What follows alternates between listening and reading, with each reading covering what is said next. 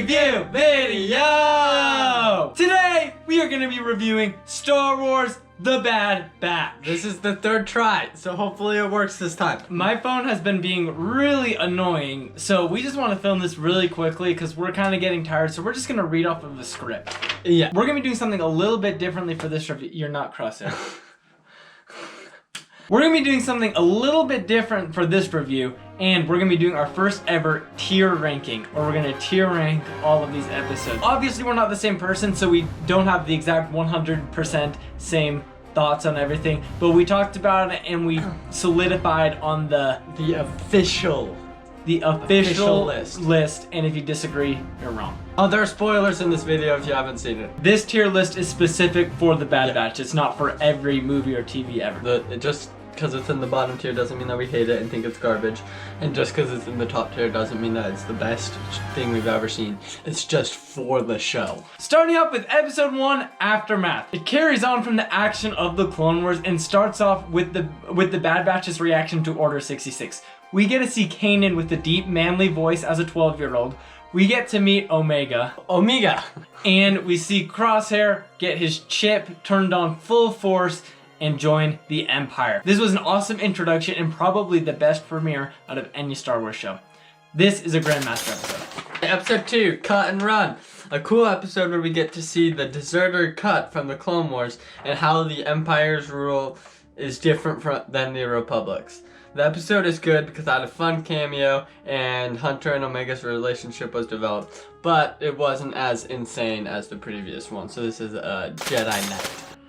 Episode 3, Replacements. This was basically 2 episodes in one. We get the Crosshair side and the Bad Batch side. The Crosshair side with his elite squad is probably top tier stuff for the whole show, so that evens out to give this a Jedi Knight episode. Yes, okay. Next is episode 4, which is Cornered. In this episode, we get to see a younger version of Fennec Shand from The Mandalorian, which is probably my favorite part of the episode. And then the speeder chase in this episode is pretty great. This episode is another Jedi Knight tier episode. Episode 5, Rampage. This episode was the Bad Batch's first mission from Sid as they freed a chained baby Rancor and bring it to Bib Fortuna to give to Jabba. It was a good episode, but didn't really add much to the plot of the show or move it forward, so it's a Padawan episode. Okay, next is Decommissioned, and this episode's cameo of the week was everybody's least favorite characters in all of Star Wars. And if they're not, then you're wrong. Trace and Rafa.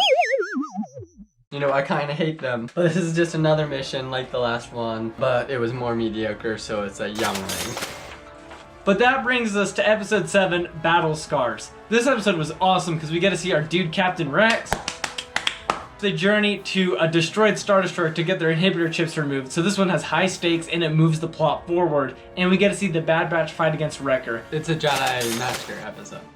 Episode 8, Reunion, and this episode is amazing. We get to see the Bad Batch face off against Crosshair and the Empire, and it has some epic action and very intense moments in the destroyed Star Destroyer from the last episode, and it also had Cad freaking Bane in it.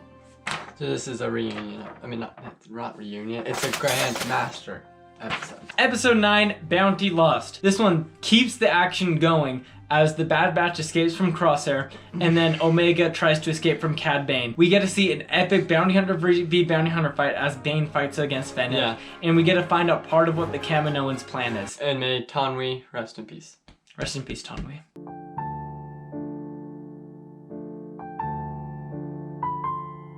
This is a Jedi Master. Common Ground. This episode had some good action, and we get to learn more about the Separatists and the Empire, but honestly I kind of forgot about this episode, but it is still fun, so it's a Padawan. Episode 11, Devil's Deal. At first I thought this episode's cameo of the week was young Hera and Chopper, which was really cool to see them, but the actual cameo was the Bad Batch, because they only have like 2 minutes of screen time. This episode is mostly a setup episode, and it wasn't really a Bad Batch episode, so it's a Padawan. Yeah. So that episode leads into Rescue on Ryloth, and this episode gives us the Bad Batch action we were looking for. The Bad Batch team up with Hera to go rescue Hera's parents. The best part of this episode is Captain Hauser's epic speech that turned him into one of the coolest characters. This is a Jedi Master episode. Episode 13, Infested. This felt like the most useless episode of the entire series.